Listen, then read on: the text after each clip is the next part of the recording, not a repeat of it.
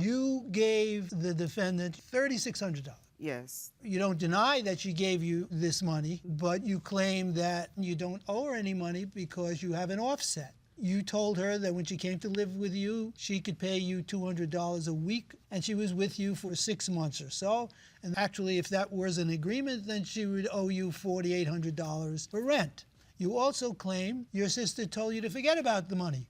It was a gift. Yes, sir. Do you have any evidence to support her saying that you should forget about the money? No, sir. I looked at your text messages between each other. No, sir. I'm the type of person, once I'm done with you, I delete you out my phone, everything go out of it. Oh, I get that impression. So who said you're dead to me? That's me. Why did you say that? At that point in time, she had been dodging me. No phone calls, no text messages, no response. So this particular time, I was in Charleston with my cousin, and she called my cousin's phone because she had seen me having fun on Snapchat. So she called my cousin's phone. My cousin pretended as if I was not in the room, and she went in on that phone about me and why she doesn't feel like she has to pay my money back. What did you do? You said you were in the service. What service were you in? U.S. Army. And how long did you spend in the Army? 10 years. And what is your line of work? I work for Amazon, and I also work for Circle K. Do you feel somehow that you're being mistreated here in this courtroom by us or anyone else? No, I just feel like I'm being mistreated by my own sister. Like, just everything she said to y'all is basically like a lie. And it's like, I know it's only so much that I can say, but if we was behind closed doors, I would really give it to her with the conversation that she really needs to know. No lie to you, she's my favorite sister. It hurts me that we are going through this, and I feel like this is why I'm emotional, because I help you more than you can ever. You like you said, I'm dead to you. Keep that same energy. You never had to do anything for me. The 3 years that you went through what you went through, you stayed in my house. I never stayed with you. Yes, you did. How can you say I never stayed with you. It was always a visit, and I paid you $200. No, you didn't. I have the Cash App in my phone. One Cash App. You sent me $200 for a pair of shoes. That's really what it is. I don't have any further questions. I don't either. Either of you? No. The parties are excused while we deliberate in this case.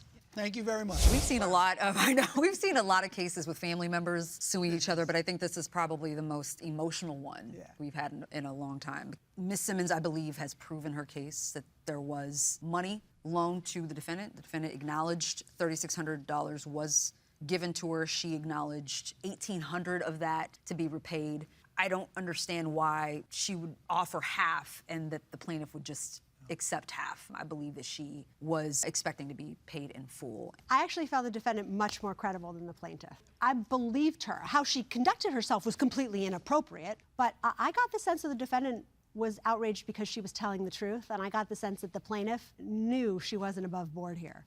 My concern is that I think there was no clear understanding between the two of them about what was going to be paid back, when it was going to be paid back, what was a loan, what wasn't. I think there was a lot unsaid, but clearly implied. I don't think that the plaintiff meant this as a gift. I think it was a loan, and because she was her sister, that she was open to giving her plenty of room to pay her back. But something happened which devolved into the text that we saw here and the bad blood between the two of them. She's raised a counterclaim, essentially an afterthought, and certainly no proof to substantiate that. So I would join Judge Tewalda in a verdict in favor of the plaintiff. I just don't think $3,600 is something you just give away like that, especially with these sisters. If she was willing to say, hey, pay me $200 a week, tells me... Do you think she did? It wouldn't have mattered. If that's what you were willing to charge your sister, why do you think your sister would just give you $3,600? That makes no sense. But I believe that she said, you're at a hotel, you're paying $600, pay me $200, and I don't think the plaintiff ever paid her, and I think she kind of said, that's not my point. No. My point is, in bringing that up, is why, defendant, would you think your sister is just giving you $3,600 to help you out when you were willing to charge her $200 a week? What she was saying was like, there was no clear discussion about whether I was going to give back the $3,600. She never would have come after her for the $200 a week had this not happened. Right. But then when she came back and said, I want the whole $36, she said, well, wait a minute. What about that $4,800 you were supposed to pay me? Right. I just think this is all so unclear. I would have given her back only the $1,800, I think. She wins her case. I just disagree on the amount. You would award the plaintiff $1,800, whereas Michael and I would give the plaintiff $3,600. Right. So we have a verdict. We do.